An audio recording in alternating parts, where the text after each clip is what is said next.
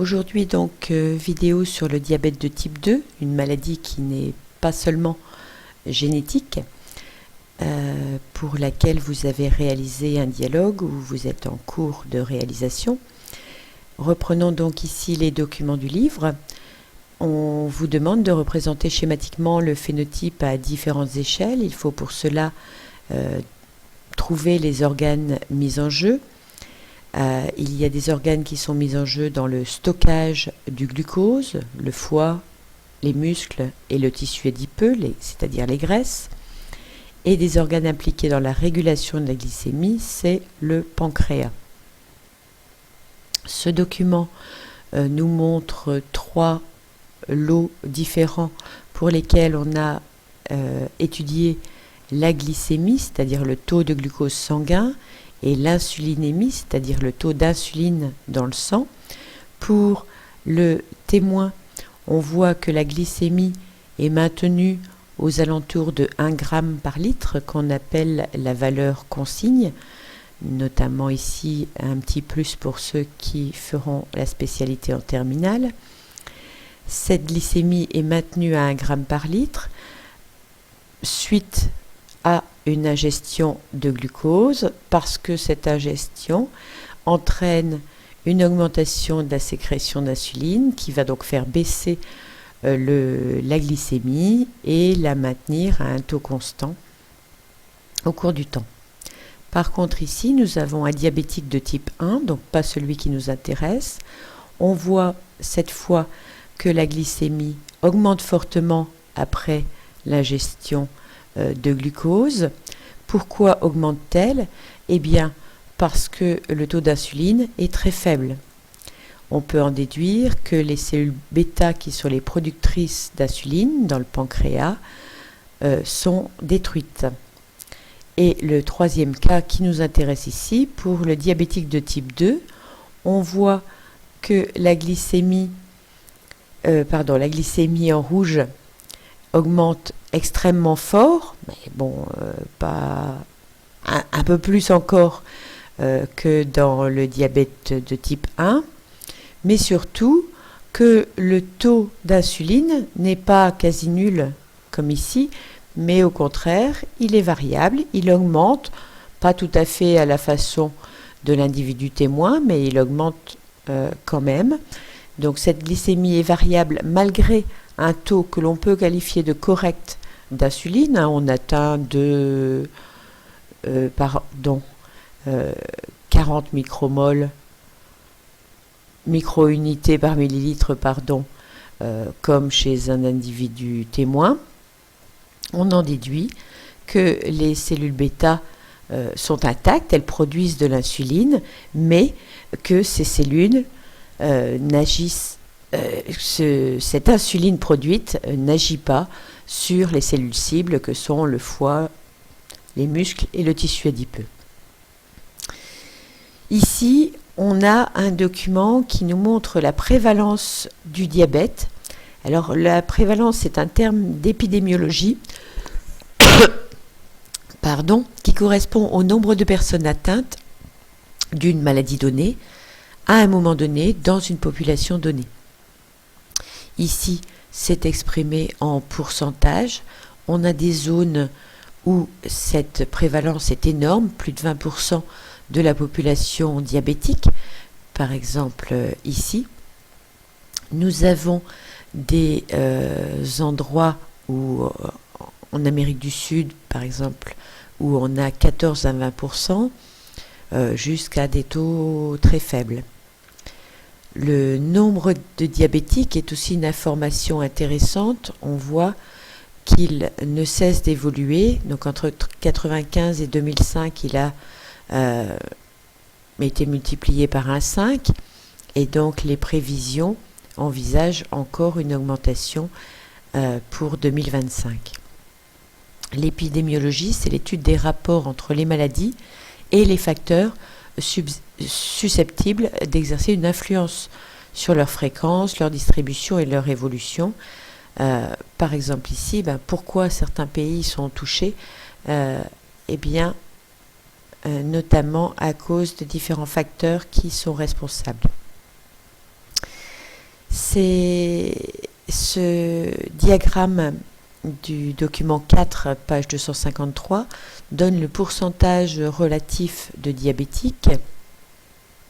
Donc parmi l'ensemble des diabétiques que l'on considère à 100%, il y a pour un âge inférieur à 45%, quasiment 50% de diabétiques de type 1, puis une trentaine de pourcents de diabétiques de type 2 et une dizaine de pourcents d'individus dont on ne sait pas quel type de diabète il s'agit. Et vous voyez qu'au fur et à mesure, plus l'âge augmente, plus c'est le diabète de type 2 en vert qui est fortement représenté. On a donc ici un premier facteur de déclenchement du diabète qui est l'âge. On l'appelle donc aussi ce diabète le diabète de l'âge mûr. On a le taux de prévalence qui est donné ici et son évolution de 2000 à 2009. Vous voyez qu'on est passé de 2,7% en 2000 à 4,4% en 2009. Ce taux de prévalence ne fait qu'augmenter au cours du temps. Il a presque été multiplié par 2.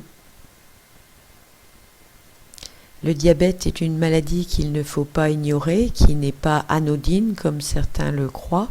En effet, on a ici les complications possibles du diabète, avec des complications liées aux vaisseaux qui se bouchent, comme la cécité, on peut devenir aveugle à cause du diabète, un risque d'infarctus qui est élevé, une insuffisance rénale qui peut obliger à devoir greffer un rein parce qu'on n'arrive plus à éliminer. Au niveau traitement, on ne peut pas véritablement parler de traitement pour le diabète de type 2, mais on a surtout un conseil d'activité physique plus importante et quand même des médicaments qui traitent, qui diminuent l'insulinorésistance des cellules, puisque l'insuline est produite mais n'est pas active sur les cellules. Ici, nous avons la notion de risque relatif. C'est une méthode de statistique qui va comparer des populations. Alors ça, ce sont les principes de l'épidémiologie pour identifier les facteurs de risque, qu'ils soient génétiques, environnementaux ou de mode de vie.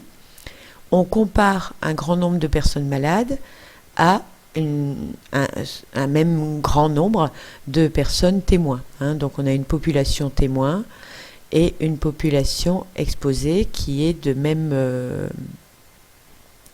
nombre. Et on procède à des analyses statistiques. Quelle est la fréquence de diabète de type 2 dans ces populations? Et donc on associe un risque relatif avec les facteurs génétiques ou environnementaux que l'on a détectés par interrogatoire de ces individus.